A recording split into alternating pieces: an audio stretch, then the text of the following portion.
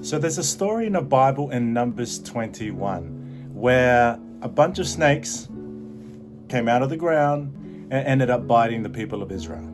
So the tribe of Israel are in the wilderness, right? So they've been there for such a long time. And you're probably asking the question, why? So a few years before, Moses had gone into Egypt to set Israel free from slavery from under the rulership of Pharaoh.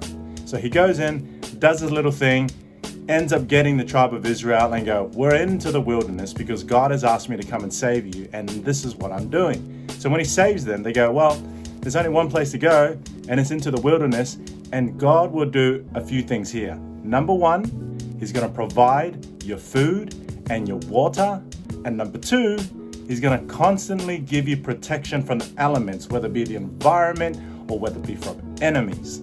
However, as time goes on and God's continuously providing food, which is pretty much God-made bread. Like, can you imagine that? It's God-made bread and water from a rock.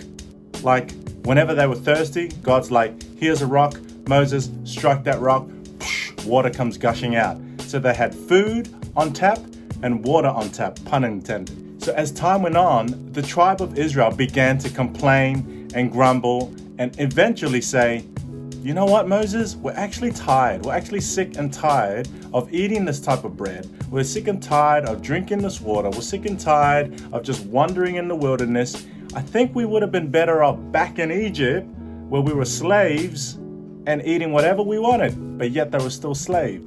So you're probably asking the question, why? Why would they even think of this? Well, I simply think it's a lack of trust between the tribe of Israel and their lack of trust in God. So what would usually happen is each time that they would reject or they would turn away from God or not listen to Moses, they would get into a whole bunch of trouble. So God would do what they wanted. So he would lift his hand of protection off them and allow them to do whatever they wanted, and the consequence of their action would just take its course. Now, all the times that God would remove his hand from them, remove his hand of protection from the tribe of Israel, they would get into so much trouble. They would find themselves in various disasters, in battles that they couldn't win. They would find themselves running out of food. They would find themselves not having anyone to protect them. And when they got to a point where they got so fed up with their own course of action, their own decisions, their own willingness to go, you know what, we're done with God, they would come running back to Moses and say, please, Moses, can you please tell God to save us? We need saving. Now, if you and I were God, it'd be a whole different situation. I reckon our patience levels, like if we had a little jar of patience, it would slowly decrease. Every time that you were trying to offer protection, trying to offer water and food and help for the tribe of Israel, they would be like, it's not enough. We want to do our own thing. So recently, I was at a birthday party with my family. And obviously, with all good birthday parties, there's lots of sweets and chocolates and lollies and cakes. And so my daughters love cakes. And I'm not too sure if any of you do. But my advice to my daughters on that day was, girls, I know you love chocolate. I know you love lollies. I know you love sweets. But can you please minimize your intake? Because if you don't, you're going to get a sore tummy. Now, do you think that my girls listen? No. So at the end of the birthday celebration, they came back to me and they would say, Daddy, my tummy's sore. I got a sore tummy. I think I ate too much lollies. Now, as a good father that I am, I would say, it's all right, sweet. What did Daddy tell you? And I would remind them of my earlier instructions about if they ate too much, they would get a sore stomach. Now, I can only imagine what God would have been like in this situation for the people of Israel. They'd come to him and said time and time again, we're so sorry, please forgive us, please save us. I know you told us what to do in the first place, but we decided to do our own thing and now we're in trouble. But God is so awesome in the fact that he is a God that keeps his promises. He is a God that always protects. He is a God that always provides. Now we find ourselves in the story of Numbers 21. The people of Israel are once again traveling in the wilderness, And on their way to a particular location, they begin to complain and grumble against God to Moses. So the Israelites are basically having a tantrum. They were pretty brutal in terms of their words about God. One version said, "Man, we're so tired of this tasteless light bread." Another version say, "Oh, our soul detests this bread." I mean, these are pretty harsh words to say about the very person who's been providing water and food for you and providing you with protection. So here's the kicker. God hears their requests and then he grants it to them. And then he removes his hand. Let me do that again.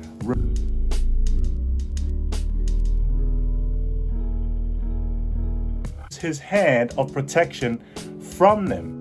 Pause. Now in the wilderness, biblical scholars and historians say that the areas that the tribe of Israel were walking was infested with snakes and all sorts of crazy animals, let alone the elements, the hot, the cold, the wind. So when scripture says God sent the serpents, all God did was remove his hand of protection off on the Israelites.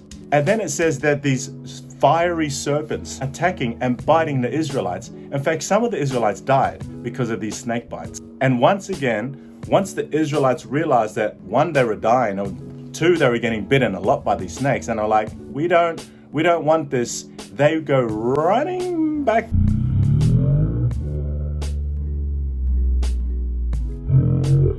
to Moses and pleading with Moses, "Moses, please, please, please, tell God to stop the snakes. Tell God to save us. Tell God to heal us."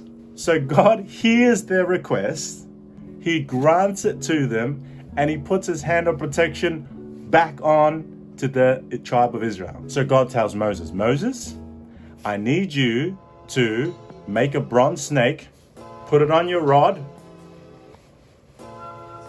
and I want you to raise the snake up. And any time that someone has been bitten, all they have to do is to look up at the staff with this bronze snake on it, and they would live." So, look and live.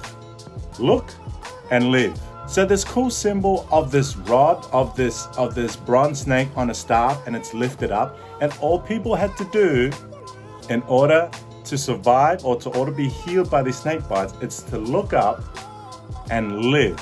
Because the moment they laid eyes on this bronze snake, they realized that was salvation for them. That was saving grace. That was help. Now we fast forward all the way to the New Testament, where we see another picture of a similar thing. A wooden beam like a cross, and on that is Jesus Christ. Our scriptures tell us in John 13 and 14 and 15 and 16, it said that just as Moses lifted up this bronze snake, the staff, in the wilderness for us to look and believe, look and live, the same way that Jesus is lifted up, and when we see Jesus, we look and we live, we look and we believe. So what's the big idea? To look and live. Today, I hope and I pray that just like the Israelites, that we don't turn away from God, that we don't do our own thing, that we don't allow the consequences of the actions we take run us into the ground. My encouragement to you today is that may we always have trust in God. I know sometimes it's kind of hard to say that and actually believe it, but just like the Israelites did, when they were going through a rough patch, when they decided we're done with God and God removes himself from it, they realized how much better their life was with God than without God. And today, as you figuratively look to Jesus, know that it's better to be with him, to look to him so we can live. So, look and live. Let's go.